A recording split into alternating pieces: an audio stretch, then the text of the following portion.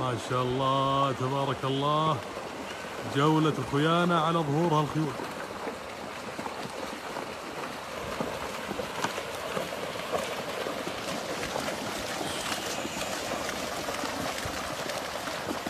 عاشوا